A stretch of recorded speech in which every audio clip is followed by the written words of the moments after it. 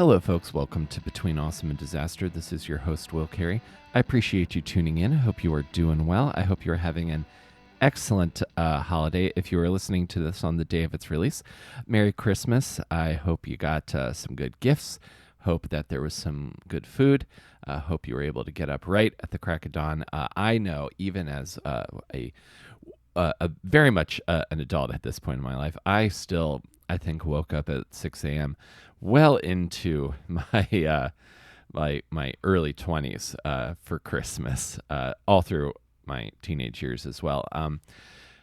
I just really enjoy the season and the festivities, and I particularly love the holiday traditions that I have now, and I especially love the holiday traditions that I have established on this podcast, which is what we are going to do today. My guest on today's show is my brother from another mother, one of my closest friends, and member of Backdoor Barbecue, Paul Cohen.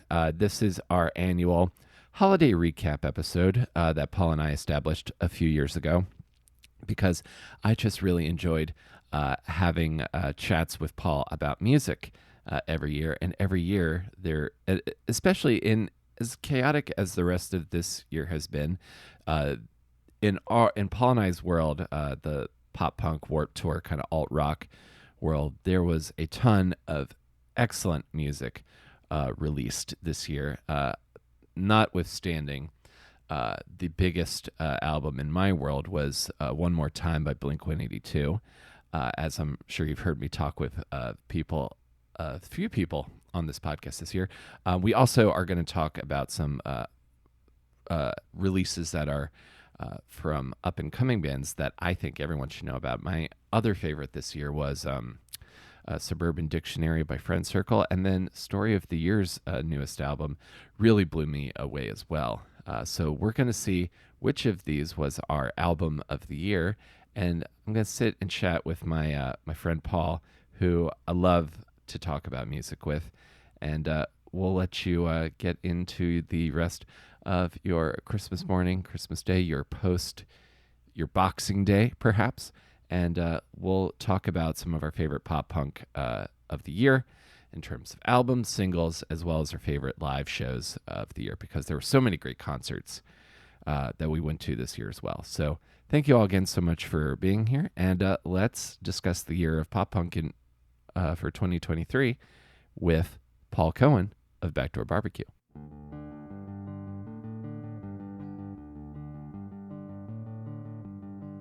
That probably tracks, but in terms of the many traditions here on Between Awesome and Disaster, my love of Japan, my manifestation questions, my favorite tradition is the Paul Cohen holiday episode, which I'm very happy that we're getting to do now. It's always fun. I look forward to it every year. I feel like I need a jacket, like I'm an SNL person, because I'm definitely in a Five Timers Club, if not Definitely. more, you know. So I'm still waiting on the jacket. Well, it's any day. I'll get working on it. Whoever did the jackets for the State Champs video for Act Like That, I'll reach out to them. Or because it's pop punk, it should be like a Five Timers hoodie, you know? Yeah, I think that's the Or a move. no-brainer. Yeah, we don't wear jackets. We wear hoodies. Yeah, this is a hoodie. This is a hoodie podcast if ever there was a hoodie podcast. Like everything about this podcast just screams hoodie and Vans. Yeah, no one's wearing a suit. Like, although that would have been great, especially considering it's a podcast. If I wore a suit. Yeah, like really get that visual component, especially in this. I'd have to use this little video that I get in my recording software to just really maximize that. Yeah. Um, Oh, missed opportunities, you know. well, we're hanging on for new ones. That's what I think. So man, this year for all of the many perilous personal issues we're dealing with. I think you a little bit more than me, but um, there was so much great. I was so happy musically and show wise this year. It was literally like the year that I haven't been this excited about music and shows this much since I was in high school. Wow. I was going to make a comment that I don't think this was a high volume year, but when it hit, it hit. Yeah, this was a quality year for sure. Yeah. Definitely quality over quantity. Because sometimes there's years where there's almost like too many shows that I'm like, oh, I don't know, was the best or these or all these albums. This year it was pretty easy for me to pick out like, oh, these were the best tours. These were the best albums. Like they nailed it when they nailed it. That's what I'll say. Oh, If that makes sense at all. oh, totally. And like in terms of like I didn't get to When We Were Young Fest this year, but I feel like I sort of pieced together my own When We Were Young Fest. Uh, not only here where we live in New York, but I branched out. I left the Well, you know state. what? Yeah, because all these bands do tour, so you can kind of and a lot of them are doing like sets on the festival that they're doing elsewhere. So you can kind of make it work. Well, we had Sketchfest the weekend of When We Were Young this year. We did. So We which I loved. I thought we killed Sketchfest. I thought we had such a great Sketchfest show. killed it. It was really good. And you know what? I think is not to like venture, but because all the shows are so themed now, that was more of a pure sketch show. Yes. Um, and we got weird with it, like in the best possible way. But I knew we did a little different. I opened with a song and the crowd sang, and then we opened with a blackout right after, and the crowd was so into it. I was like, oh, the set felt like it was 5 minutes. It Oh was my. one of the fastest, in a positive way. Like it was one of the fastest shows I've ever done. Oh It yeah. just flew We by. So Dude, absolutely. We were just banging out those sketches. And like, I'm sure I've mentioned this before, but the director, friend of the show, Sonny, he's up there standing next to me. He's the most involved director I've had in the booth. Like, normally they sit kind of off to the side, but this is the first time, like, we were kind of like tag teaming it the same way like football coaches do when they're on the yeah, sidelines. And yeah. he would like tap me for something and I'd already be doing it. And he would, when you guys would hit a really great punchline, he would like do a little touchdown celebration. Like we were just, I was having we were having so much fun up there. That's Sonny was such a good director. Like I don't know. Shout out to Sonny if he's listening. He's so good. Just he got so much out of the performance. It was great. So he was so fun to work with. I hope I work with him again. Oh yeah, I I'm sure. definitely think we all will be working with him. Like this is, I'm seeing like my pit family kind of expand now that I feel like this year it was as close to feeling like a normal year of shows as it could, given like certainly like the situations of the pandemic years. But I felt that we were just on fire, and like I felt like really involved and like a part of the crew. I always do, but it was really nice. Yeah, I would say probably the best year of our stuff. Probably easy too. Like not even close. Well, because we're doing the 2 night runs now, which is just extra fun. Hmm. We expanded to like one act plays in there, and team shows. Like you're getting something different every time, which is that is cool. It's fun for us. Well, I'll be sitting next to you up there uh tomorrow and Saturday. Yeah, tomorrow. Uh, Yeah, we got one Friday yeah, and one Saturday. that's gonna be a weird experience for me. It's gonna be the first time I'm not on stage for our show. Yeah. Which will be it'll be cool. I'm looking forward to it. It's gonna be fun. I'm gonna feel super like left out, I'm sure at times. Hmm. Like that itch to be up there, but I'm kind of excited, so I'll probably be sitting next to you, to be honest. That sounds great to me, and I'm gonna have that same feeling because my coming back from my Chelsea and I's big honeymoon trip, I'll be coming in and doing a segment in the February show, and someone else will be I teching. I know, think. I know. We've like already lined it up. It's awesome. We're all Yeah. set. Um, anyway, yeah, well, we had to get our usual wrap up out of the way. Yeah, well, needless to say, it was a great year of doing shows, man. And there's so much I'm excited to talk about this year because we went to some shows together. We attended some different shows. There it was like a ton. There were some amazing albums and amazing tours this year. And I think to kick it off, uh, the most obvious one is Blinker back in a very real way. Like really back, not like a BS one tour off, like a real full on. We're putting out a new album. We're doing tours. We're going on festivals. We're just back, back. Yeah, which I'm so happy to see because literally it was like I feel like it was like the pop up, like in the Vatican when the new smoke comes out, when there's like a new pope. I felt like Yeah. there was That like ever happened? What's the pop punk version of the new smoke coming in? I think a pop punk version of the new smoke would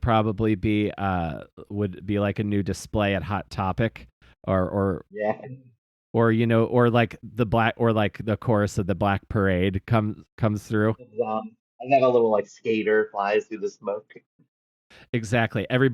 Somebody turns their hat to the side, not all the way back, Yeah. but to the side, like goes The full flag. Southern California skater guy. Mm. That speaks Um, like full California skater guy too. yeah, Yeah, speak like full accent. yeah, brah, totally. Yeah, totally, bro. But I wanted to ask you since I know we're going to talk news a little bit, but just before we get into the overall Blink news, including the tour and such, I don't know if we've ever had a chance to talk about your thoughts on the new album one more time, as an album, because I it's I fucking love it because I feel like it is. I can tell how excited they are to be making this music. I love it. I love it. It's catchy. It kind of feels like it feels like they matured, but like not too much, just enough to put up a better album in their age. But it's so personal, like they're because they're band. Like I think we talked about the strength of what I think works with Blink is they're three individuals who are all themselves kind of like figures, Yes. like with some band, like five of them, and you don't really know most of their deals. You kind of know everything about these three. They're kind of celebrities in their own right. Oh, Um, totally. and dealing with sickness, death, fighting, just whatever Tom's doing, And the album is so just to the point, like talking about like wasting time and like we were best friends and we were fighting, and is it really take me getting so sick for us to like sit down and talk and get back together? Yeah. And not taking life for granted type of mentality. And I loved it. Like that was cool about it. But at the same time, it was also blank and stupid and silly. And they've always had this way of just being able to like thread that needle in a really good way of being like poignant but dumb at the same time. In a Hmm. way of just exuberant on it, almost like that 15-year-old in you, That's like immature but very mature at the exact same time. Exactly. Um, They're full people, and they're full individuals with personalities and it that all comes out in the music and particular songs. When I first heard the title track one more time, uh and I saw the music video and it started, not only are the lyrics like very on the nose, especially like lines like I know next time ain't always going to happen. I got to say I love you while we're here. That destroyed me the first time I heard that. And then when it started cutting in the chorus, started cutting to like them at Warp Tour 99, them at TRL, all the different music mm, video stops, I got that video emotional. was cool. That was really cool. Yeah, the way they did that. It was just a nice like history of it all. And they're one of those bands that, they kind of were, for me, it was one of those early bands. I remember hearing Damn It for the first time all the way back. So it wasn't at the very beginning of them, but for me, that was like, oh, whoa, this music exists and this is the thing. Yeah. So for me, you grew up with them, and then you're watching that, and so all of those memories connect to like your memories and feelings you've had and situations. They all correlate. So it was really cool. Great video. Um, 100%. I agree with you so much. They are the patient zero for me doing anything creative. They were the reason that got me into music, which begat theater, which begat everything else. So I just flashed back my entire life, like like when it really began, like when I really started coming into myself. Uh, Mm. and that was and for them to still be making such great music. Like this is not like a reunion album that's mediocre. This is a reunion album for like people who want to come together and still have the fire to create new songs. Yeah, and it's funny. That's why it's like they're really back, and that's the comment I made. And what I was trying to articulate is there's some bands that they put out a reunion album, and it kind of feels like they have to put out a product in order to justify everything else, Mhm. right? And it's not going to be stuff that they play live, and it's just like, hey, we got to put out an album, right? This does not feel like that. This looks like they put all of their heart and soul in this, and almost was like, hey, we're doing this the right way. We're real. We're back. We're big. This is going to be a main part of our discography. We're gonna play this stuff live. Fans are gonna know it when we play it live, which is really cool. It was the number one album when it came out. Not much of a surprise given like of the genre. They're like I'm gonna say they're the band. Mhm. Um, so not like a total shock on that. They are as much as we love them. They're also pretty mainstream at the same time. So good Mhm. for them. Like that was cool.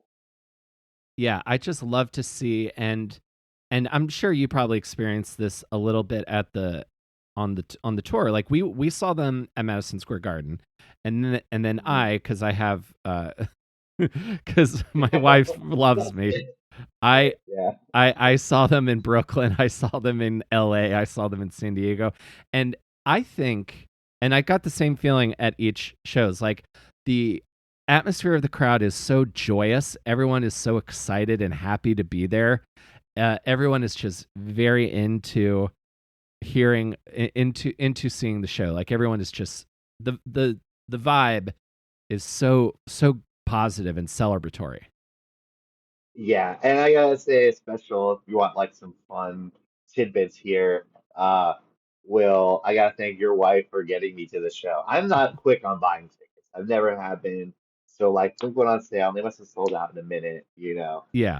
You obviously were going to a lot of shows, and we were all out one night, and your wife was kind of just like, "Do you want to go with Boulder One?" I'm like, I think I don't know. Honestly, I don't know if she was like, maybe I don't want to go to like 4 or 5 of these. But either way, I was like, yes. it is definitely, I definitely think she's like, I don't know if I need to see them this much. And then I think she also was like, it would be really nice for Paul to go. So because she Yeah, loves you, man. She loves you, man. yeah. It was fun though, and it was cool to see it with you. We talk about Blink Yeah, so much, so much. not too much. Them and Newfound Glory are such like a big part of our friendship. It's Yeah. it's like a defining it is the soundtrack of our friendship, I think, Paul. Oh, for sure, for sure. That's how I'm telling you. It was like 7 years ago. It was when I was joining Backdoor Barbecue. It was like for the first time we met. It was definitely at a tech rehearsal. Yeah, in the And you were underground. wearing a boy. Yeah, and now Underground. R.I.P. Pit Underground. Still, that venue's still not open, by the way, No, for Improv no. Asylum. Mm-mm. I don't think it'll ever open. It's never gonna be up to code. But uh, I think you were wearing a Blink shirt. I really think that's what it was. And I was just like, whoa. And then pretty much I was like, can you play like this XYZ song through the speakers while we get ready? And I was like, yeah, I love that song. Yeah. And then we just started talking. And then Mike and Chris were like, all right, guys, so what the fuck are you doing? Like in here, we need to do the show.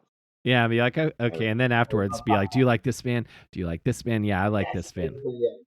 it's like that meme that is, or whatever that thing that's like, oh, two guys can just stick it around and name old sports players for hours, and like there's no substance to it. I'm pretty sure we're just like, do you like this album? Yeah. Do you like this band? Yeah. Did you go to this tour? Yeah. For like hours. Yeah, and then when you started hitting me with like, oh, Warped Tour Barbecue, I was like, holy shit, Warped Tour Barbecue, that must have been amazing. I always wanted to get back there, never made I it. know. Uh, uh, It was so geeky about it. I know, dude, that defining moment for sure. And to your point, like we're talking about reunion albums, like because this leads into one of the some of the other big news, is that Sum 41 are going to do a double album, final tour, and then they're going to break up, which Yeah. I'm bummed about, but it seems like a good move. Like if they're go out on Yeah, top. it was surprising to me just because they've been touring so strong.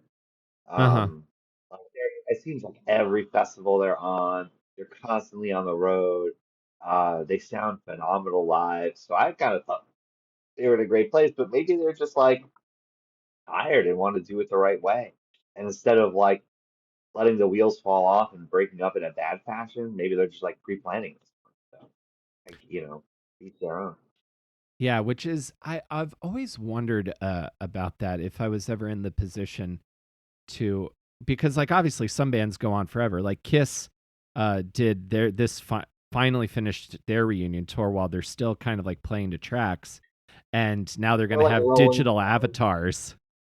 Yeah, or like Rolling Stones who have had. When I remember seeing like on a commercial recently that they're doing like their last tour, and I'm like, when I was like 10, I remember them doing their last tour. Like it, I it know. almost seems ingenuine. Like, guys, you're tricking people into buying tickets here. Just get up there. I like how Newfound Glory does it. They're just like, we're gonna keep playing until like we physically can't anymore. Like Hmm. we're just gonna go until the wheels fall off of this thing. Yeah, and I have so much respect. I have so much respect for them because, again, they'll one of the show tours this summer. Like Chad is like battling cancer and is still giving it as much as he can, and like still, has like a big chair on stage for when he like physically can't stand anymore. Yeah. And I just have so much respect for that because there's I'm sure there's ways that you could approach that and you would retreat and have someone fill in. And they do have like other folks from the scene fill in on stage live as a second guitarist. But I just have so much respect for him and that band for how they operate. And you can tell how much respect I think people in the scene have them for them that they will get people to fill in with them for like in seemingly an hour's notice, because he's had to leave tours on tour, you know. Yeah, And exactly. they're and it's just like there's someone there waiting for him, as if people are just like, don't worry, like Chad, we got you. Take care of yourself. We'll make sure. Like, don't worry about this. We'll keep this running for you. Hmm. But I thought it was cool. He did get out to the show where they opened for Fall Out Boy in LA on that stadium tour, Hmm. which I thought was cool. I thought it was a cool moment for him. I think that was him coming straight out of like a lot of sessions of like chemo and whatnot. So um, that was really cool. Obviously, New Fat Glory is my favorite band, so I think I thought that was really awesome of him. So, Yeah. I did get to see them. It was really cool. Yes, we both saw them on different tours. So I want to ask you about your experience because you went to the acoustic tour. I did. So, full disclosure, I wore the Newfound Glory shirt for another reason today, because I'm gonna say something as they're my favorite band. I didn't love the acoustic album. Like Hmm. I don't think that's what NFG does best. Like they have so much raw energy that's what I love about them the most, right? Hmm. Um, so like when I see a new release, I'm like, probably you just do a live out, like something different. So I originally didn't buy tickets to the acoustic tour because I didn't love the album that much. And then I Hmm. was sitting there one day, I'm like, that's stupid. This is my favorite band. They're playing in like a theater that was like it was almost like a Broadway or stand-up type theater in New York City, like not where they would normally play. So Yeah. I bought tickets, not last minute, but not right away, and it was like a religious experience. I did not know what to expect at all, but I just thought it'd be kind of cool. And I was like, screw it, I'm gonna spring and get pretty good seats. So I'm like a couple, wasn't first row, but I was maybe like fifth or sixth row. So you're Yeah. right there with the band. And it was just like it almost took me back to like the 90s when I would watch MTV when they had like the acoustic live stuff. Unplugged. Um, Unplugged, that's what I was looking for. And they just got out there, and from the second they started, it was just like hundreds or maybe like 2,000 people in unison just singing Newfound Glory. That's what it was for an hour and a half.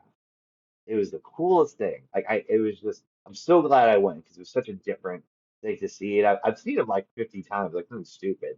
And that one is so it's rare at this point. It's rare for like to see them and it stand out for me. but that stood out for me. It was so cool. There was just this weird energy, this collectiveness of like you said like with Blink same way joy. It was just like everyone around was just so happy to be there and like just excited to be like, hey, we're all gonna sing Dressed to Kill together in unison in this like booming, echoey theater, you Yeah, know? It was yeah. so cool. So glad I went. Oh, Um, that sounds incredible. That's amazing. yeah. Yeah, It's just a lot of fun, you know. that's similar to how I felt when I went to the Wet Hot American Summer Tour, which was Get Up Kids, The Starting Line, New Fungori, and All American Rejects. And Yeah, great lineup. Thanks for skipping New York for right, so I yes, so Chelsea and I had to go up to Connecticut to at Bridgeport, Connecticut to go to that show because originally Starting Line were not on the PNC Bank Arts Center show and got added later. So it ended up making a weekend out of it. And we like were back by the mixing board and well, funny story. At towards the end of the show, the couple that was standing next to us complimented us on our vibes because we were just like dancing and singing along and just yeah. getting really into the whole show. And they're like, "You guys are very fun to watch a show near. You, the very good vibes." So I really appreciate those. But what was You're a singer. Yeah, you're a singer at shows, you know. oh, absolutely. Sometimes I have to like if it's a quieter show, I have to like calm down a bit because I go. I mean, I sang like every bit of the Blink shows, even like Family Reunion. I was like, shit, piss, fuck. I was just go. I just go for it because I get really in the bands I'm seeing live now. I'm seeing them because they are a part of my soul. If that makes any sense. Yeah. And what was crazy, Um, and what was crazy at that tour is like I think the crowd, New Fangoria, got the biggest response. I think they were the loudest. Yeah, well, so, we talked about this, so but I want to rehash it out for the record. Sure. Is they kind of built the tour sort of as the All American Rejects as the headline. It was a co-headlining tour, but the marketing was very much like this is All American Rejects, Yeah. which was surprising to me just because you know Newfound Glory has obviously been touring for years on AAR, is that what you call them? Yeah. They haven't AAR. been. And they obviously had a lot of big mainstream. They were a bigger mainstream band, where I Mm-hmm. think Newfound Glory at times they hit mainstream, but were very much a scene band. It's very different. So I was a little surprised, but I remember talking to you before and saying like, dude, I guarantee you, NFG's gonna blow the roof off of All American Rejects. Like the fans of Newfound Glory are a little more diehard. Where I think other people, when you have those amphitheater tours, Mm-hmm. are like people who may have like season tickets to the amphitheater, or I've seen that a lot, or just people. It's like a nice weekend thing to do. And they're like, I remember those two or three songs from All American Rejects. I'm like, no, the people there for energy are gonna like know every word of every song, and their energy is just so high octane. And then when I asked you, you pretty much were like, yeah, that was the case. Yeah, and their stage set was like tons of like bright neon colors and huge like street art backgrounds, and they just never let up. They just kept going and going, going. Like the only part it really slowed down was when Chad like gave this really kind of heartfelt speech to the crowd about what he'd been going through. But to your point, like I think All American Rejects probably had a greater time of being pop famous. But the thing Hmm. that I love about and so there was definitely that contingent in the audience, but there was especially with those two like kind of deep cut emo bands like the Get Up Kids in the Starting Line. Um, I feel like while maybe NFG's time as like a TRL like mainstream band wasn't as big, they never had any problems about going right back into DIY, and they never like lost their roots with like the DIY hardcore scene or the punk scene. So they definitely have that like the probably the more impassioned fans at that particular show. Yeah, I would say so. Uh, which is cool. I don't want to make it seem like I hate All American Rejects, which I Oh, I believe it didn't sounds think like. that. But it's just when I saw that, I was just like, wow, I thought NFG was maybe bigger than that, and but that's the same thing. Like when you do like I joke when we do like a comedy show, and every once in a blue moon, Backdoor Barbecue will open for another team, and I'm always like, I know it's not a competition, but like I do want to blow the roof off this place, like Yes, I do want to make it be known that like, hey, we're good, like we're fun, and not like I said, not that it's a competition, but like we're not a secondary act. We want to be the best we could be, you know. I do, because as Um, a stand-up, I like making it difficult for the headliner. When I get to feature, if I can yeah, crush to the point where it's rough for the headliner, then that's a nice feeling. I'm that's sure like the they don't goal, like right? it.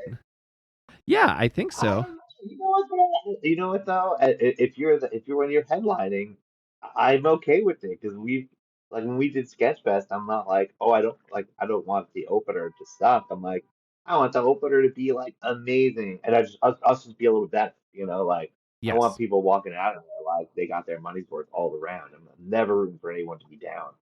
Um, I just want to be a little bit better. one hundred Um, 100%.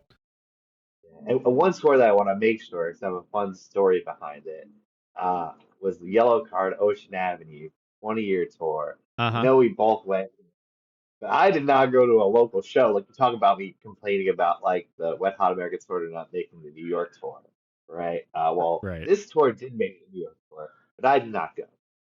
So you know my friend Ben moved to LA. Yeah. We're always looking for ways to meet up.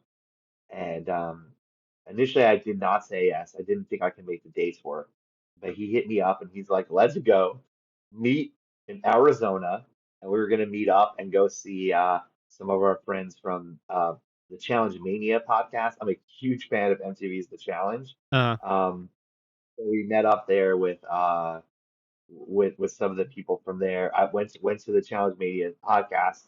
Thank you, Scott Yeager, for getting us the tickets for that. And then afterwards, we went with Scott. And then so I'm a big fan of the Challenge. So I went with Troy from he was on the Challenge Australia, but then also when they did like the mix up, they brought him in. And Derek from like Real World Cancun and the Challenge. And the five of us went in Arizona to go see Yellow Card Ocean Avenue on the 20-year tour. So I'm and like in the pit screaming my lungs out, literally the lyrics with Derek, who I used to watch on TV like my whole life. I thought that was such a cool moment. And that's fucking hilarious. Like it was so funny to me. I'm like, how did I end up here? Why is this happening?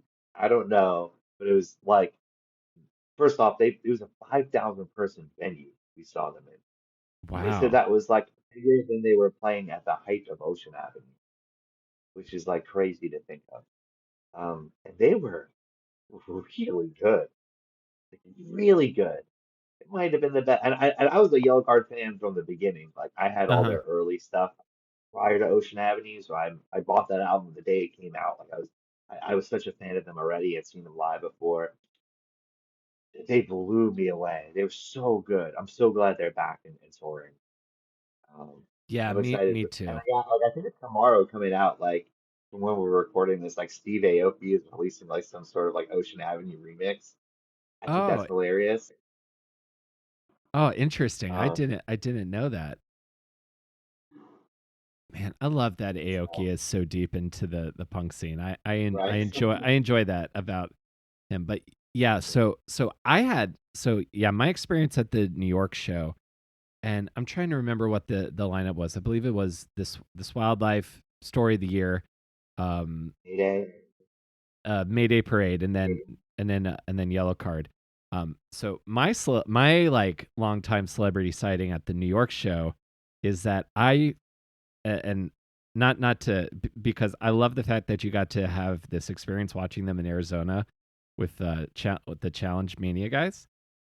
I finally got to meet the guy that I've been seeing dress up as Winnie the Pooh at New York City, New Jersey pop punk shows for the last 13 years. I have finally met this guy, Greg. Greg. I saw him. I So was in line at merch and I saw him and I was like, I went up to him and was like, "Excuse me, you know Paul Cohen?" He's like, "Yeah." Okay, so I'm Will. And then it was such a moment of closure for me because I've seen him at so many shows. Well, well, if you want to go full circle around this whole thing, obviously I was going to shows for Greg back in the day forever.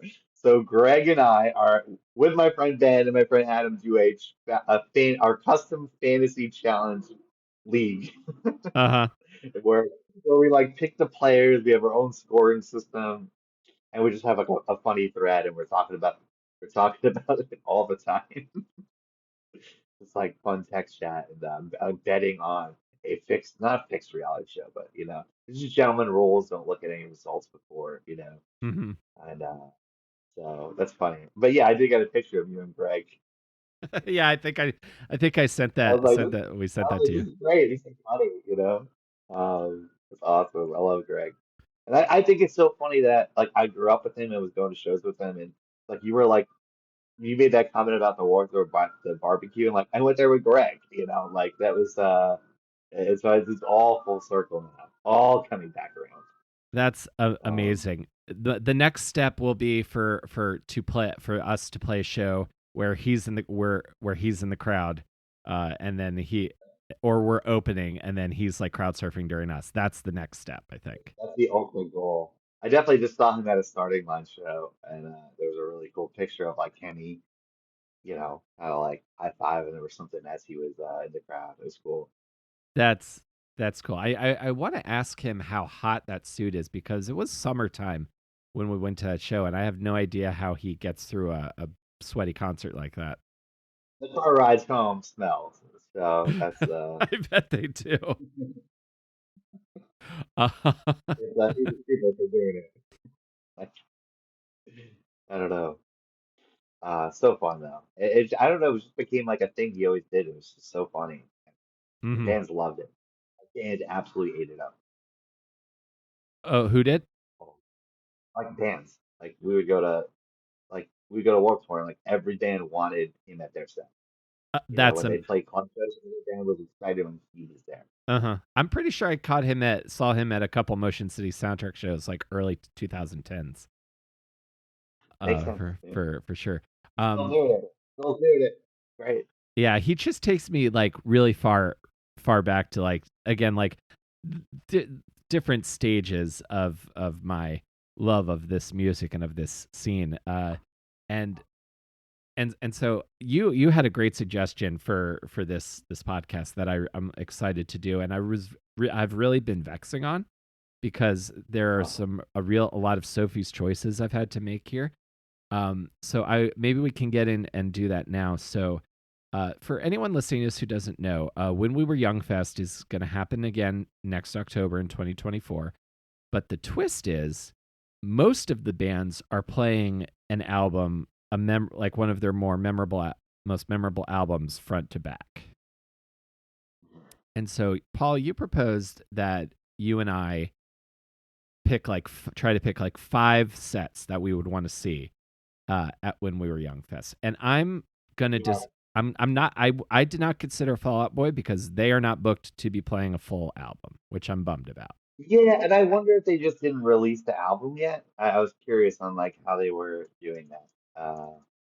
Because I Not think the sure. obvious choice is, I mean, the hipster choice is for them to play Take This to Your Grave, but I feel like it would make most sense for them to play From Under the Cork Tree. Also, I thought From Under the Cork Tree would be the choice they would make given the other albums that are on here. But it is the 20th God we're old. It's the 20th anniversary of Take This to Your Grave. Yeah. Uh, if Take This to Your Grave was the choice, I would knock pretty much anything out of my top five. No, yeah, It so would so would become I. it would become my number one immediately. Hold on, I had them written on my phone, but I had some technical difficulties, so I'm just getting my list. Oh, Uh, don't worry about it. I'm gonna basically freestyle because I'm not 100% on all my choices yet. But while you're looking that up, let me also ask you this: Are there any albums on that list that you have seen bands play front to back? yes, yeah. So me too. Definitely We Found Glory, Sticks and Stones. Had to see that like multiple times. Oh yeah, Maybe that might actually be the only one actually when I think about it. Although I do think that some of the band I didn't. some of the bands picked the wrong album. I think. Oh yeah. Yeah, there's some for me. Like the Wonder Years doing the Greatest Generation. I think Suburbia, the better album, or they're more, I don't know, to me, what they're known for. Like the Used are doing In Love and Death, their self-titled album, to me, is a little more Mm-hmm. what I think of them as. Um, there were a couple more that I was like, I would have went with a different album. Yeah, so I know that Homesick is the album that all Day to Remember fans like, but I actually go more for Common Courtesy, or I'm blanking on the name of the actual album, but the one that has like Yeah, I the know. I Hate This Town, that song. Yeah, but I do feel like that felt like the right album to pick for A Day to Remember, Hmm. Homesick.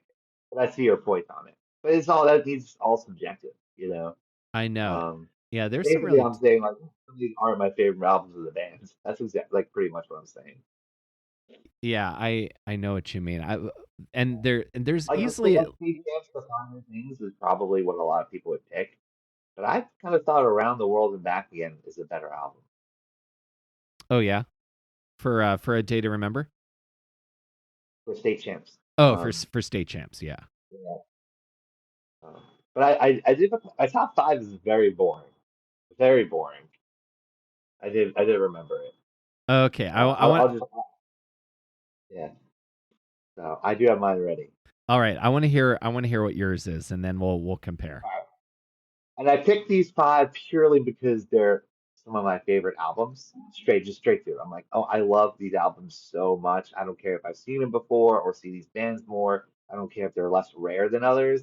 I would have the most fun watching these five. Okay, Um, so starting line was a no-brainer for me. Say It Like You Mean It. That is just, I just love starting line. I always think they're the most underrated pop punk band, maybe ever. I agree. Um, and just to be able to see that album live would just be, that would just take me back to being a full blown teenager. That'd be great.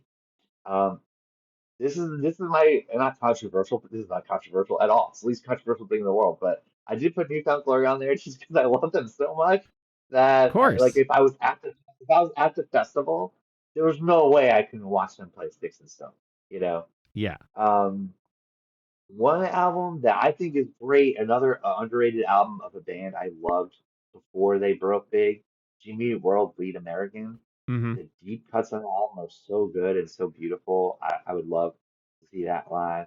Yeah. Um, Mayday Parade, A Lesson in Romantics, just once again, I'm not a huge Mayday guy, but that is one of my favorite albums of all time. And Mm-hmm. they were so good on the Yellow Card tour. And like whenever like they played they played a couple songs from that album, and it was just like amazing. So I couldn't imagine seeing the whole album. Yeah. And this is another album that's underrated, and because like the radio song is actually one of the weaker songs in the album. I put Cartel Corona on here. Oh yeah. Just to hear Q&A live, those last two tracks in the album. I mean, the whole album is great. It's like a pop punk album that's disguised as almost very radio friendly, but I think it's deeper than it seems, especially when the album gets towards the end. Oh yeah. And Like seeing when it that gets to live, like Minstrel's Prayer and like Q&A. Yeah, totally. yeah, so seeing that live, I think would be really cool. So it was tough to pick though. Like there are a lot of other ones that would be on there, but like there's stuff like one of those disappointing ones to me was like 4 Years Strong, Enemy of the World. If they had done the album before, that would probably have to kick something out of my top five. But, Yeah. So I think our core three is pretty much the same because I also had Newfound Glory, Jimmy Eat World. Jimmy Eat World I've never seen Bleed American front to back, so um and I have a very special kind of relationship with the song Hear You Me from that album. So I would kind of need to hear that. And then I would definitely have a starting line because Say It Like You Mean It's just one of my favorite albums of all time. I well, cannot. I'm trying to guess your other two, but Um, and then s- and then my fourth one, and then this is where it starts to get kind of tricky. But my fourth was "Stay What You Are" by Saves the Day because that uh, album is just great. I know some people like Through Being Cool more, but I think that album is amazing. I do like Supreme Cool more, but they're both great albums. I'm not gonna. I'll split hairs on it. And then this was kind of it's kind of a tough one because I have seen I I was leaning towards Motion City Soundtrack, but I have seen that album front to back twice. So if I had to make a tough choice, I have seen Wonder Years do Upsides and Suburbia, but I've not seen them do Greatest Generation live. So I think I'd have to go and see that because Oh, nice, nice. I thought you were gonna pick My Chem, but oh, I was I okay. was gonna get, I was gonna guess My Chem and Motion City, so I would have been dead wrong on both. And yeah, I totally forgot about because I even have it here, and I definitely had my chem on there as well. So I think I would have to swap out. I might have. Yeah, I mean, there's so many though. Like, there's so many ones that were close ones for me, but I've seen them live or just don't love as much as other ones. Like Simple Plan, that album is great. Like, I know it's very pop punky, but that their first album was awesome. Or like the Main's first album, like the Main is similar to Mayday Parade, where I love the early stuff more than anything after. But like Yeah, that's a great album. There's just so many on there. It's hard to pick. And it's I'm just so curious on how it's gonna run because like some of these albums are short and some of them are long, and I'm like, this is gonna be a nightmare of putting this together, but it's not my job. But yeah, you like know, because yeah, and because some are like half hour, some are 40 minutes. Like, how do you account for that? Like, if you finish the album within its set time, do you add a few more songs? I wonder what the protocol is going to be for that. unless they just give everyone an hour or something, and they say like do your album and then a couple more songs. I don't Perhaps I'm know. not 100% sure Yeah, what they might do, but I my guess, definitely. yeah. My guess is with Fall Out Boy, they're gonna do. This is my prediction. They're gonna do two albums. They're gonna announce them before. One will be one day. One will be another. And they'll do Take This to Your Grave and then Under the Cork Tree. Oh, now Um, that would be insane. Like, I feel like everyone's mind would just explode if that happened. they'll close the shows. That's my prediction. Oh, yeah, they're definitely going to close because they're just so. And did you see that Pete Wentz put out a another signature bass? But probably cool. Yeah, he's with I guess Sterling Music Man now. So he has like a Stingray bass, custom Stingray bass now. I'll look it up. I'll look it up after. I'm like, hey, let me take a break from talking to Oh you. And no, no worries. Well, because I want to get in some of our favorite singles, and then we've definitely got some album of the yeah, year talk to get to. So we need to. I'm very yeah. excited to hear because um what it, because for me the album of the year conversation is really going to be what comes after One More Time because One More Time for me is is my album of the year. I just love it so much. Wow, way to announce it before the end. Oh no, that's the thing. So we're I'm for me the conversation is You're like, just to make it fair, is like you're gonna pick something else. exactly. Uh, that is not cool. Well, I think for singles, like I know what we'll do is I think we usually put out like a playlist. Usually put out a cool Spotify playlist, right? Yeah. So, you know, I definitely want to highlight a couple ones that I think were really cool. But some of the Blink songs were so good. The ones we kind of wrote that we stood out were One More Time, and I wanted to specifically call it Anthem Part Three. I I just think it's love great. Anthem. Love Anthem Part 3. It's one of my favorite songs on the album. Which is great. You got the new. Well, here's one that's not attached to an album, so I want to call that. So that was cool, and it's the theme of the day. But the You're a Broken Hero and NFG song, Red Light Kisser, so catchy, so good. If people haven't listened to that, I would definitely do it. It sounds like early NFG. Like that's what it reminds me of. No, it totally does. It's got those big chunky chords in the chorus. It's got those like um very kind of romantic lyrics. Hmm.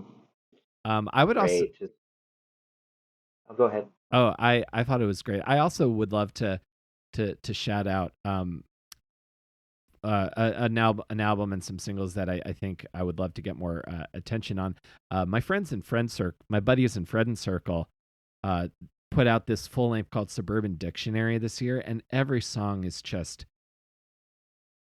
it drives me nuts how good it is. I just can't stop jamming to it. And I specifically had the singles of 47 and ADHD on here, but I would also Yeah, yeah, those are great singles. The riff on ADHD, that's sort of like major key, like now is just stuck in my head all the time. And then I also have to shout out the album closer is a song called All Right, which is a phenomenal song.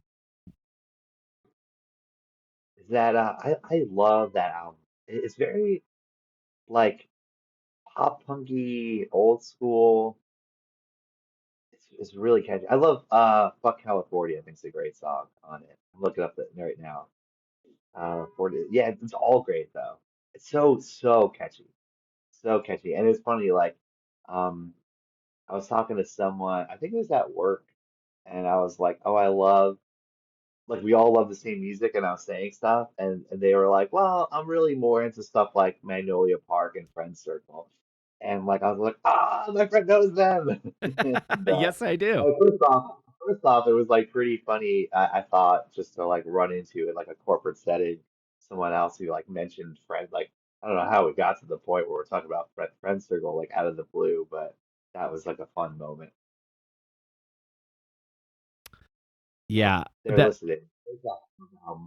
yeah, I'm so proud of those guys that they had put out this great music, and the fact that they're popping up in conversation, I love that because I just like seeing my friends do well.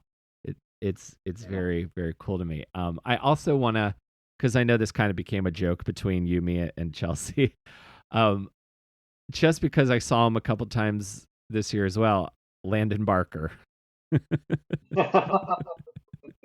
um, You're a big fan of that. oh, I'm such a Yeah, Landon head. Let me tell you.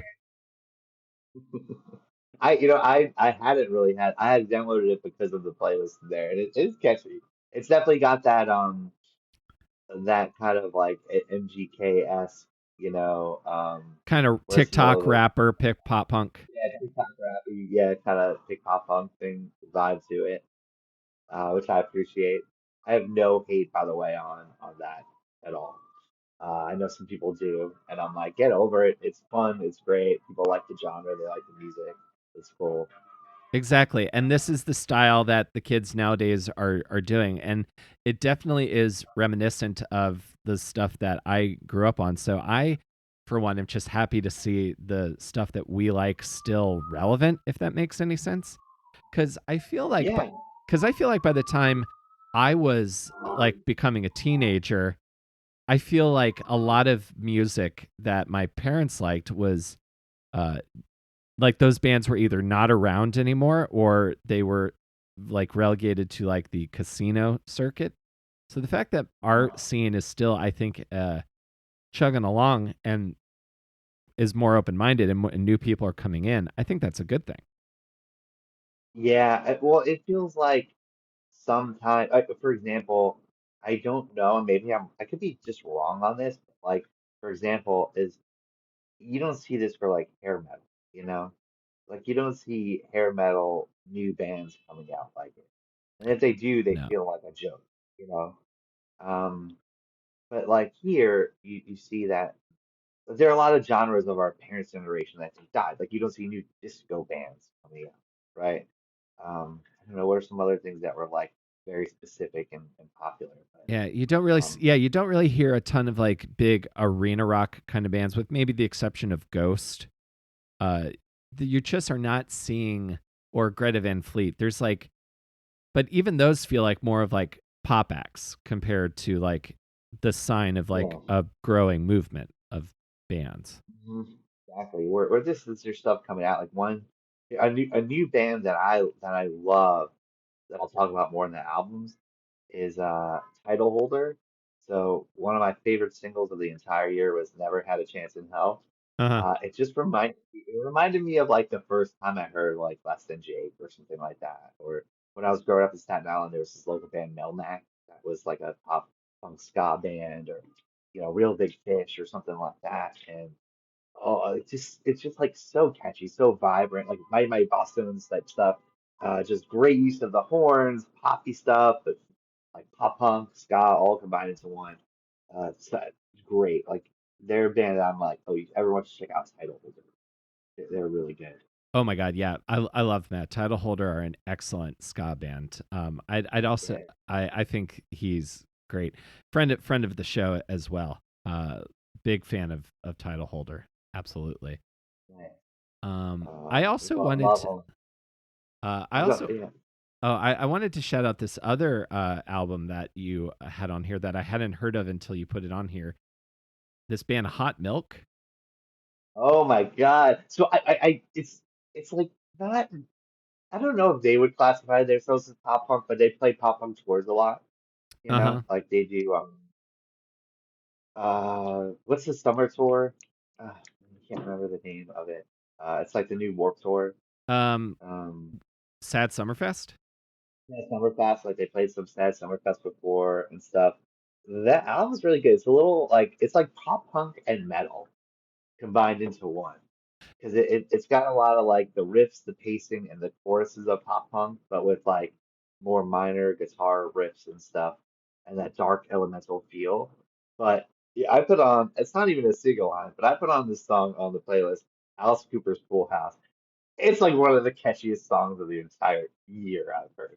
Yeah, I thought the chorus of that was so like like funny, but not like novelty funny. It was like just witty funny. I very much appreciated a song with a sense of humor, and yeah, the riffs in on that album are very much like pop punk's like cousin from the next town over, kind of, I think. That's a great way to explain it. That's kind of how I felt about it. And then one more single I'd love to shout out here, especially because they opened for Blink in Europe. Big Blind by The Story So Far. I thought that was a really Yeah. great song.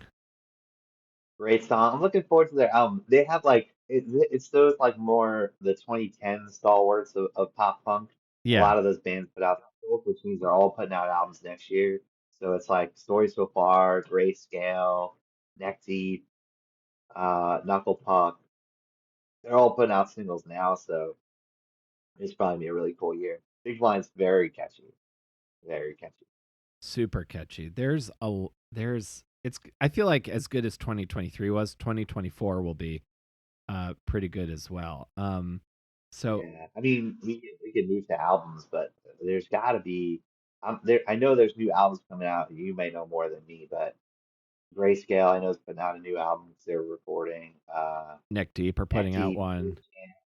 they chant. I love Grayscale. Is like I give them albums of the year every time they release an album, so I'm not Right. really shy about it. But like, Neck Deep is one of the best live bands you'll ever see. State Chance, I love. Like so. All three of those bands I'm really looking forward to. I feel like Stand Atlantic is probably due for a new album. Yep. Um, Knuckle Puck, and then you have some of the big boys like Sum 41, Green Day. Like there's gonna be a lot of albums next year, I think. Yeah, and between like the Blink One More Time tour and the tour that Green Day are doing, which the show at Citi Field with Rancid and Smashing Pumpkins, two Oh, bands I've never seen live that I've always wanted to, with the Linda Lindas, who are kind of like the new school. oh. I can't wait for that show. Probably, especially like Smashing Pumpkins is probably a band I would never pay for on my own. Uh That huh. would be really cool to pay their bill. I never because I was always very pop punk, but there were like a couple albums that I did listen to that were not.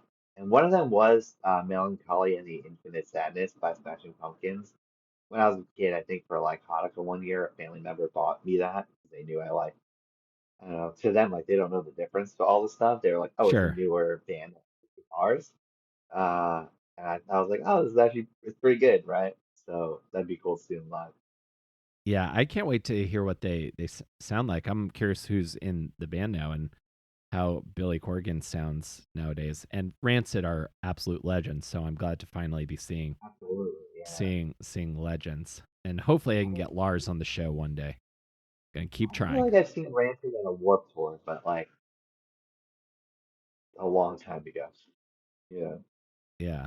That's gonna be a fun one. Um so so here's the ultimate question, Paul. Of this year of great music, what was Paul Cohen's album of the year?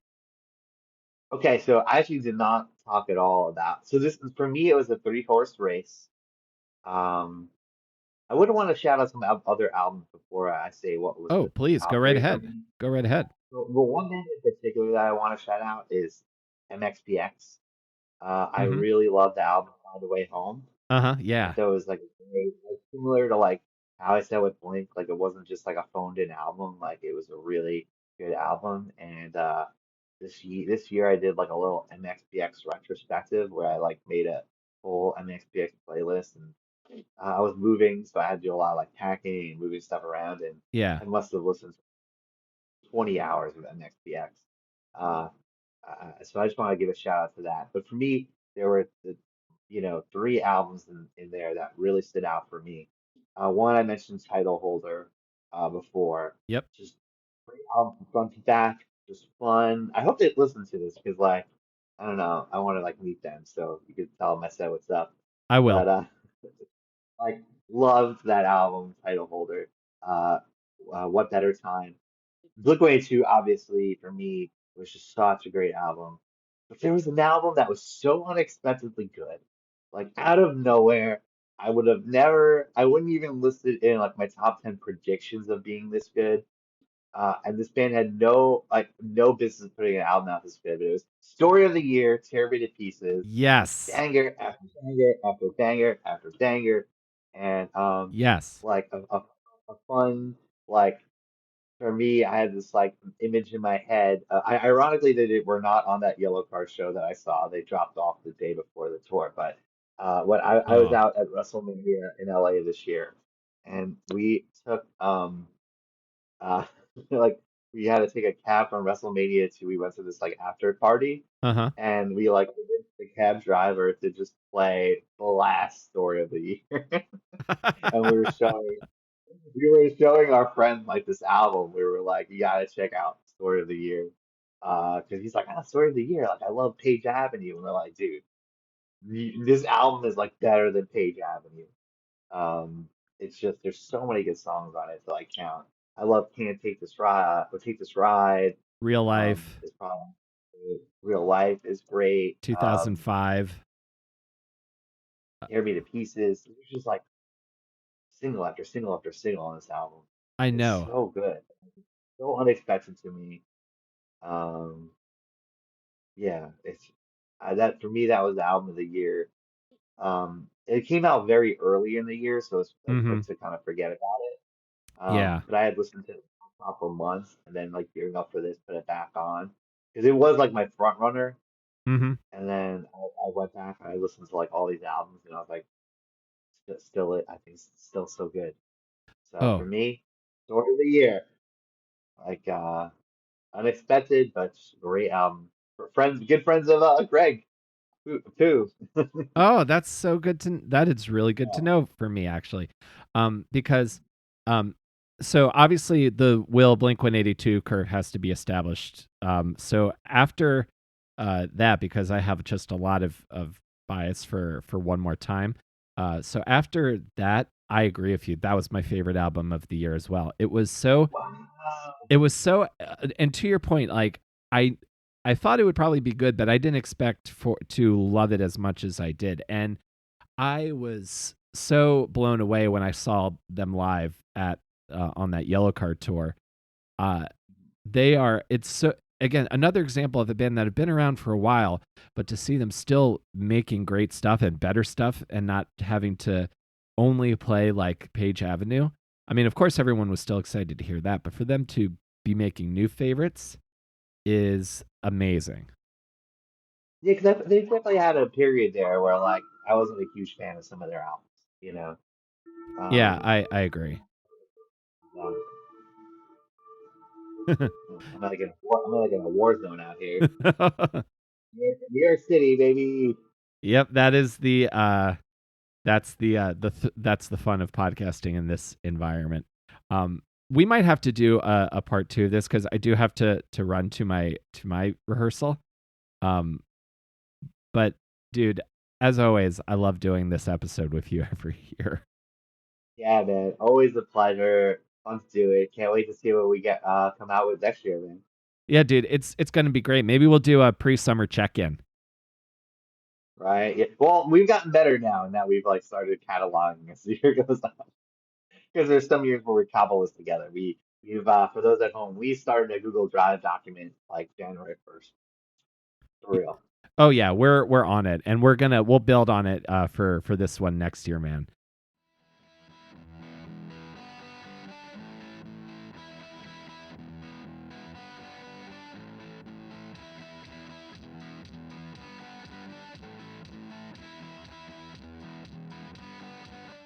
All right, ladies and gentlemen, that is Paul Cohen. That is the year of pop punk 2023, a year of great tours, great albums from great newcomers, and some amazing albums from some longtime bands.